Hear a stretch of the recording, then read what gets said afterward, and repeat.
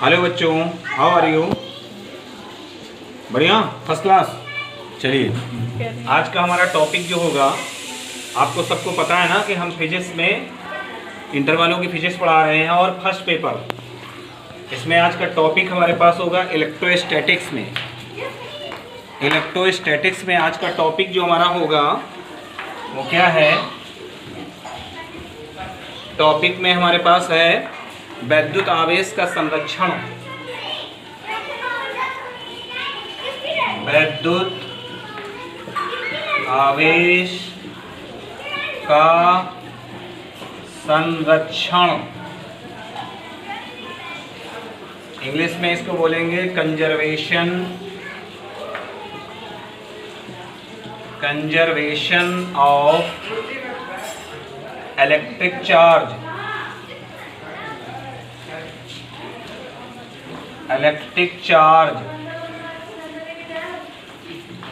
Conservation of electric charge ये क्या होता है बच्चों?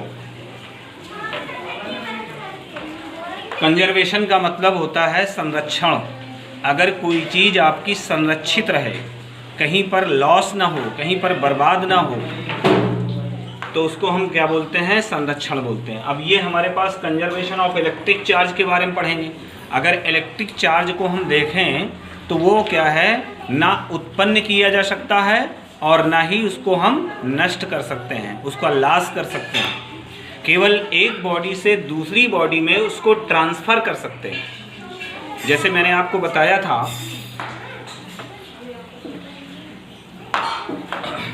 बताया था बच्चों इसके पहले कि मैंने एक छड़ लिया। किसकी लिया था? कांच की छड़। ये कहे की छड़ है, कांच की छड़ है। इसको मैंने क्या किया था? रेशम के कपड़े के साथ रफ किया था।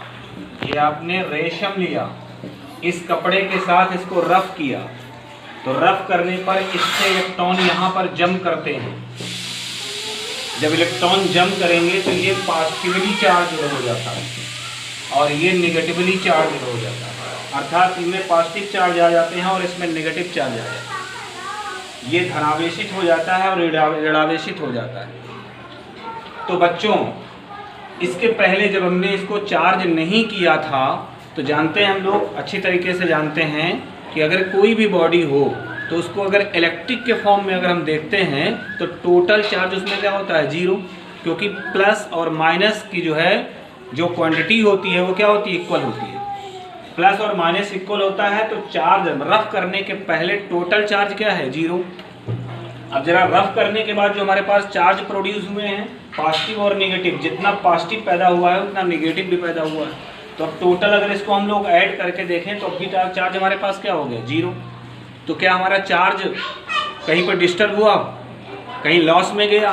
कुछ नहीं गया। जितना चार्ज हमारे पास रफ करने के पहले था उतने चार्ज दो बॉडी को अगर हम रफ करते हैं तो उतना ही चार्ज हमारे पास मेंटेन रहता है। इस प्रकार से हम आवेश के संरक्षण के नियम की पुष्टि कर सकते हैं। यहाँ से आवेश के संरक्षित नियम की पुष्टि हो जाती है। आप इसको समझा कैसे सकते हैं? आपको बताना है तो आप बता दीजिएगा कि रेशम की छड़ और कांच की छड़ और रेशम का कपड़ा लेते हैं तो शुरुआत में इनमें टोटल चार्ज क्या है? जीरो है।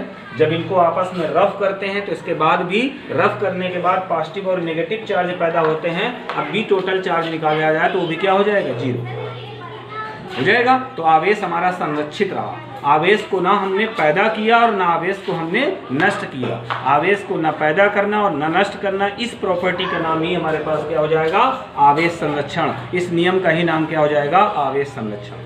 इसका और अच्छा एग्जाम्पल मैं आपको दे देता हूँ। आप जानते हैं एक पार्टिकल होता है इलेक्ट्रॉन। इलेक्ट्रॉन का जो एंटी पार्टिकल होता है, एंटी पार्टिकल उसका उल्टा क्या होता है? पॉजिट्रॉन। इलेक्ट्रॉन का एंटी पार्टिकल क्या होता है? पॉजिट्रॉन।